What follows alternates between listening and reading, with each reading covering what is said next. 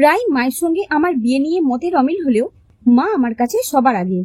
কারণ বাবা মারা যাওয়ার পর মায়ের স্ট্রাগলটা আমি নিজের চোখে দেখেছি। আজও ব্যাংকে যাওয়ার আগে খাবার টেবিলে বসে যখন খাচ্ছি, মা আমাকে বললেন, দেখ বাবু, তুই যতই না করিস, আমি মেয়েটাকে চিনি, জানি। ওকে দেখতে যেমন মিষ্টি, তেমনি তার স্বভাবও অনেক ভালো। তাছাড়া এমন তো না যে মেয়েটা হাঁটতে পারে না। তুই আর ওর পায়ের জন্য না করিস না। আমার কিন্তু প্রীতিকে পছন্দ। মেয়েটাকে আমি সেই ছোটবেলা থেকে দেখে আসছি। আমার উপর যদি তোর বিশ্বাস বা আস্থা যাই বলিস থেকে থাকে, তাহলে অন্তত বলবো মেয়েটাকে তুই বিয়ে কর। মা আমাকে বাবু বলে ডাকেন বলে পাড়ার বা আশেপাশের লোকেরাও আমাকে ওই ডাকনাম বাবু বলেই ডাকে। আমার পোশাকি নাম শান্তনু। আমার বেরোনোর তাড়া আছে বলে তাড়াতাড়ি খেতে খেতে মাকে বললাম, তোমার উপর আস্থা বা বিশ্বাস আমার যথেষ্ট আছে, কিন্তু তাই বলে যে ঠিক মতো হাঁটতে পারে না, তাকে কেন তুমি বারবার আমাকে বিয়ে করতে বলো? মা তার উত্তরে বলেছিলেন, ওর বাবা আমাদের জন্য যা করেছেন সেটা মনে রেখে ওনার হ্যান্ডিক্যাপ মেয়েটাকে আমার বাড়ির বউ করতে চাই। তাছাড়াও প্রীতিকে আমি জানি, ও খুব সংসারী। আমি থাকি আর না থাকি, প্রীতিকে বিয়ে করলে তুই সুখী হবি। মা যে প্রীতির কথা বলছেন, সেই প্রীতিকে আমার পছন্দ না। তার কারণ প্রীতির ডান পায়ের গোড়ালিটা বেঁকা।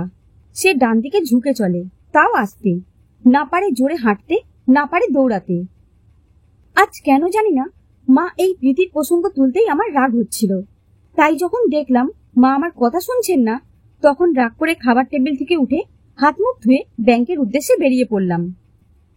এই নিয়ে দ্বিতীয়বার মাকে হসপিটাল থেকে বাড়ি ফিরিয়ে আনতে পেরেছি, শুধু সময় মতো প্রীতি মাকে হসপিটাল নিয়ে গিয়েছিল বলে।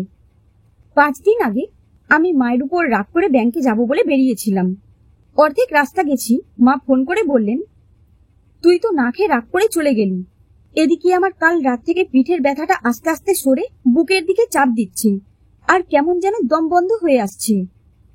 কিছু সময় আগে মার সাথে তর্কাতর্কি করে এসেছি বলে মা কি হয়তো খুব বেশি টেনশন করেছেন, কি জানি। আগে একবার মার স্ট্রোক হয়েছিল, আবার কি সেরকম কিছু হতে চলেছে? একটা আন্দাজ করে সঙ্গে সঙ্গে বললাম, তুমি এখন কি করছো? মা বললেন, আমি সোফায় বসেছি, কিন্তু আমার শুতে ইচ্ছা করছে। বললাম, যে অবস্থায় বসে আছো সেইভাবে বসে থাকো, একদম শোবে না, আমি আসছি। বলে মার ফোনটা কেটে দিয়ে পরে স্টেশনে নেমে মাকে যে ডাক্তার দেখেন সেই ডক্টর বক্সিকে ফোন করলাম। ডক্টর বক্সি ফোন ধরে বললেন, বলুন। মার অসুবিধার কথাগুলো ডক্টর বক্সিকে জানালে ডক্টর বক্সি বললেন, আপনি আপনার মাকে এক্ষুনি হাসপাতালে নিয়ে আসুন।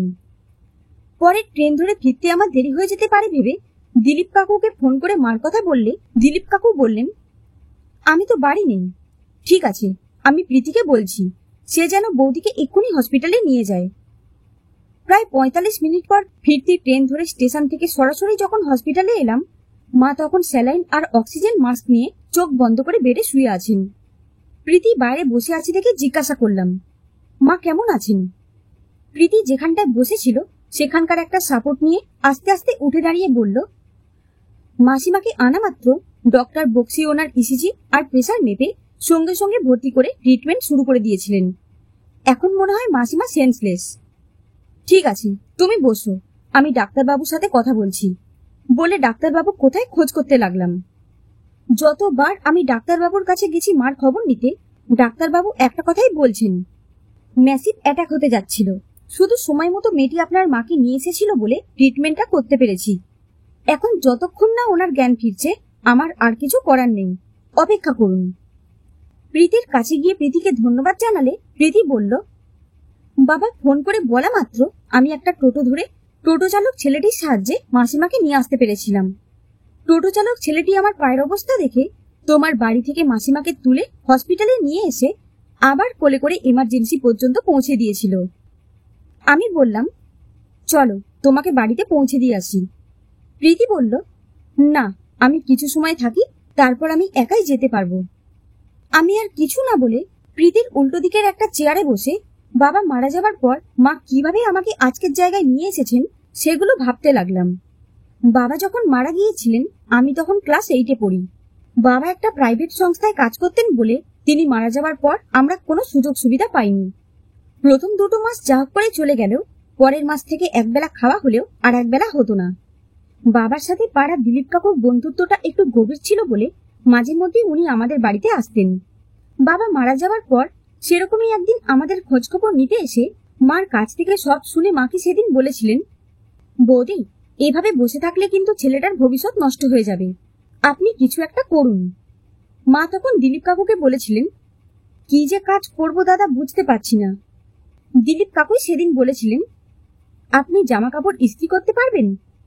মা বলেছিলেন, হ্যাঁ পারবো, আমি তো বাবুর বাবার জামা প্যান্ট ইস্ত্রি করে দিতাম। দিলীপ কাকু শুনে বলেছিলেন, তাহলে আপনি জামা কাপড় ইস্ত্রি করার কাজ করুন, কারণ ওটা আমাদের এলাকায় কোথাও নেই। মা বলেছিলেন, লোকে কি ভরসা করে তাদের জামা কাপড় আমার কাছে দেবে?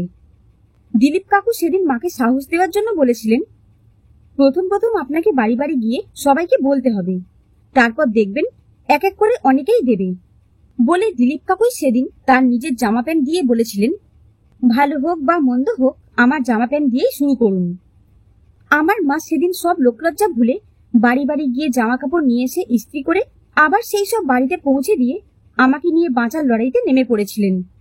মা তখন শুধু আমাকে বলেছিলেন, আমি চাই না আমার ছেলেও জামা কাপড় ইস্ত্রি করার কাজ করুক, তুই লেখাপড়াটা মন দিয়ে কর, যাতে অন্তত একটা চাকরি পেয়ে দুবেলা দুটো খেয়ে সুস্থ হয়ে বাঁচতে পারিস। আমি তখন দেখেছি দুটো পয়সার জন্য মা কি কষ্টটাই না করতেন। তাই আমি ক্লাস 9-এ উঠে দুটো একটা করে 4-5-এর ছেলে মেয়েদের পড়ানো শুরু করলাম, যাতে মার খরচাটা একটু কমে। মাধ্যমিক উচ্চ মাধ্যমিক পরীক্ষার সময় মায়ের অনুরোধে এই দিলীপ কাকুই প্রথম দিন আমাকে সঙ্গে করে নিয়ে গিয়ে পরীক্ষার সেন্টারে বসিয়ে দিয়ে এসেছিলেন। অথচ তার মেয়ের মাধ্যমিক পরীক্ষার সময় মা আমাকে সঙ্গে যেতে বললেও আমি অজুহাত দেখিয়েছিলাম, কলেজ কামাই করা যাবে না। কলেজে আসার পর মাকে আর ইস্ত্রি করতে দিতাম না, উল্টে আমার পড়ার সময়টুকু বাঁচিয়ে 10 জন 9, 10, 11-এর ছেলে মেয়েদের অঙ্ক করিয়ে মায়ের কিছু ছোট ছোট শখ আহ্লাদ পূরণ করার চেষ্টা করতাম। সামনে বসে থাকা প্রীতিকে দেখছি আর ভাবছি, প্রীতিকে দেখতে তো খারাপ না, শুধু ওর পায়ের একটু অসুবিধা, তাও জন্মের থেকে। ওই পায়ের জন্য কাকু যথেষ্ট ট্রিটমেন্ট করিয়েছিলেন বলে আজ প্রীতি পায়ের এক সাইডে ভর দিয়ে হাঁটতে পারে, তবে একটু আস্তে। অথচ এই অবস্থায় যখনই আমাদের কোনো অসুবিধা হয়েছে তখনই হয় প্রীতির বাবা না হয় প্রীতি কেউ না কেউ আমাদের পাশে এসে দাঁড়িয়েছে। অথচ আজ আমি ব্যাংকে চাকরি করা সত্ত্বেও মা যেটা চাইছেন সেটা আমি ওই পায়ের জন্য করতে পারছি না। হয়তো দিনের পর দিন আমার থেকে না শুনে শুনে মা বেশি টেনশন করেছেন, যার জন্য আজ এই অবস্থা।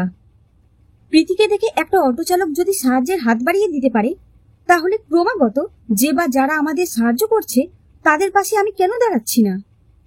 যেখানে বসেছিলাম সেখান থেকে উঠে মার বেডের কাছে গিয়ে সিস্টারের সাথে কথা বলে একটু দূরে দাঁড়িয়ে প্রীতির দিকে তাকিয়ে মনে মনে ভাবলাম, মা যেটা চাইছেন সেটাই হোক, কিন্তু তার আগে প্রীতির সঙ্গে সম্পর্কটা স্বাভাবিক করা দরকার। পায়ে পায়ে প্রীতির দিকে এগিয়ে এসে প্রীতিকে বললাম, সিস্টার বললেন আমাদের খেয়ে আসতে, জ্ঞান ফিরলে ফোন করবেন, চলো 3টে বেজে গেছে, তোমাকে বাড়িতে দিয়ে আসি।